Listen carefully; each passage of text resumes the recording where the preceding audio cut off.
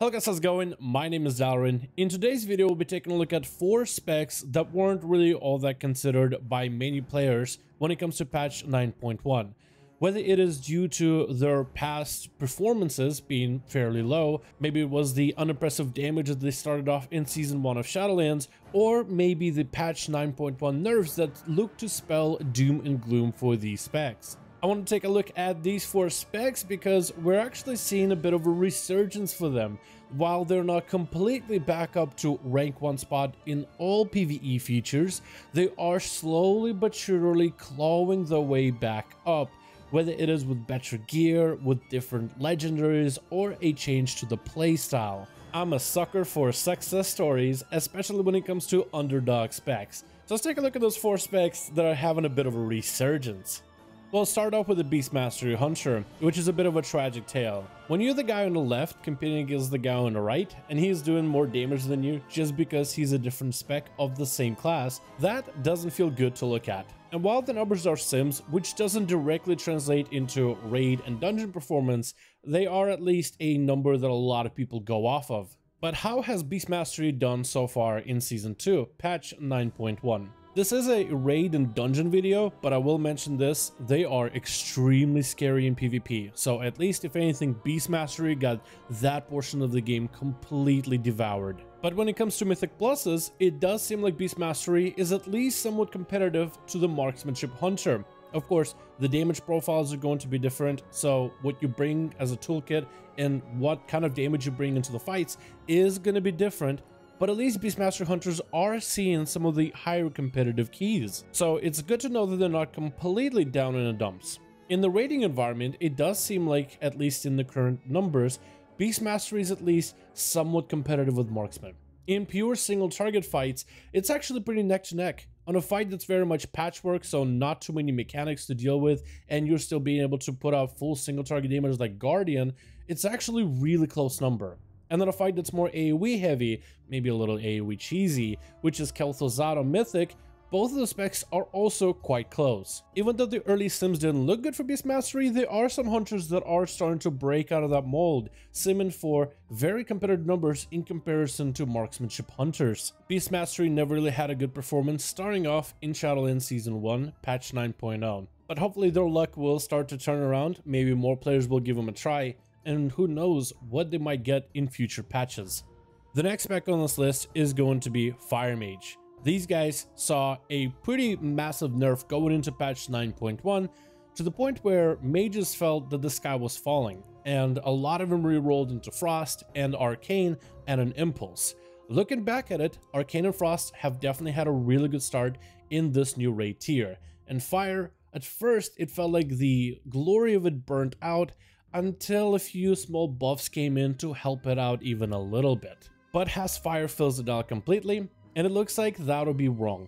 It's actually a very top tier performing spec still to this day for Mythic Pluses, in certain websites with certain data sheets taking the S tier spot, at least when it comes to their opinion. We're not saying that Fire Mages is breaking new records in terms of the highest keys pushed ever, but they are very competitive doing some of the more challenging keys in the game right now. And while their damage isn't dominating the raid environment, you do see sprinkling of Fire Mages here and there, in fights that are AoE and single target.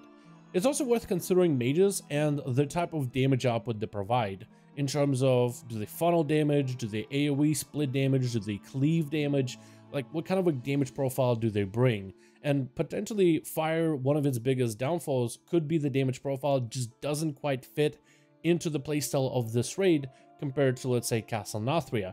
But with some of the small tunings and players continuing to try to make Fire Mage work, some mages have seen success, so Fire didn't completely fizzle out. I wonder how that'll change going into the next updates. Another spec that saw some early signs of doom and gloom was Affliction Warlocks with some of the massive Affy Warlock nerfs. Again, it was another situation where Warlocks were rerolling Demonology as well as Destruction. Within raids, however, it doesn't seem that Affliction Warlock quite recovered.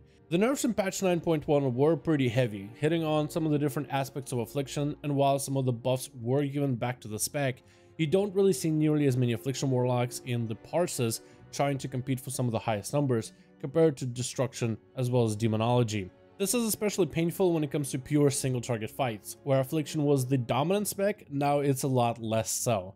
So it did seem like at the beginning that the spec was basically in free fall. However, it didn't quite completely fall towards the bottom. On the downfall, it caught onto a cliff and climbed on top of that cliff and perched on there until it hopefully at some point miraculously makes its way back towards the top of that mountain.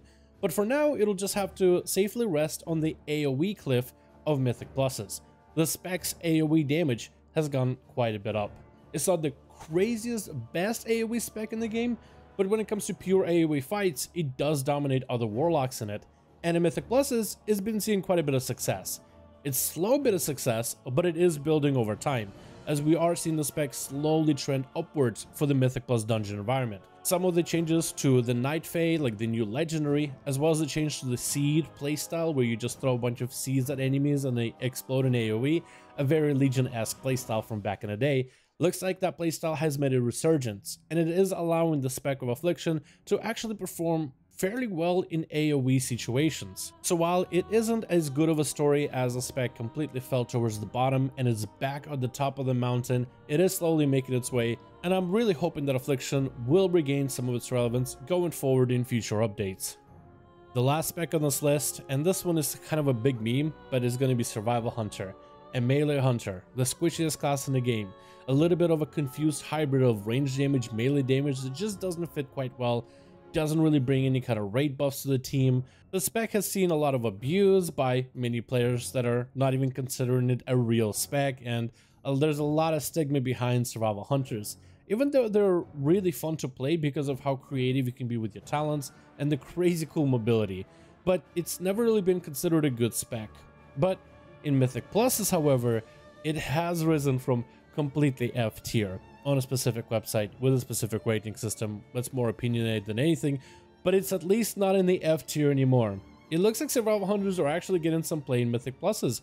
Not the highest record-breaking keys, but they are doing pretty well in the AoE environment. The spec actually has a pretty good propensity for uncapped AoE, and I thought to myself that eventually that will allow them to catch up to some of the other higher Mythic Plus specs that are doing more than 20s and 22s, more towards 24s and higher, and it looks like survival is actually getting there. It's not amazing all of a sudden, it isn't going to become the meta and best in slot, but it is actually getting some sort of a moderate success, and I honestly think that's worth celebrating. In the end, we don't really want our specs and classes of World of Warcraft to be completely garbage. In fact, we want as many of them to be good and fun and viable and playable and actually being able to be brought into different content without getting declined. So seeing that spec actually brought into Mythic Pluses, I think is a good thing, and I think it's definitely worth mentioning. While not completely meta, these specs are improving by big margins and small margins. Patch 9.1 should be available, hopefully, at some point on PTR. They did make some blue posts and announcements on what is to come. Nothing really tuning-wise, so I want to pose a question to you guys. Which specs do you think for patch 9.1.5, whenever that's happening, should get buffed? Maybe a complete overhaul, maybe just tune-ups in certain abilities. What do you think deserves some kind of a buff, something that is maybe not performing as well as you hoped that it would? Because Blizzard generally does do 0.5 class updates and tunings, and I want to know which classes do you think deserve some sort of a tune-up. Thank you guys so much for watching this video. Let me know your thoughts in the comments below. You can always hit me up on Discord, link down below there as well. I hang out on Discord all the time. That's probably the best place to reach me. But thank you guys so much for checking out this video. I really do hope you guys enjoyed. Let me know your thoughts in the comments below, and I'll see all of you guys in another one.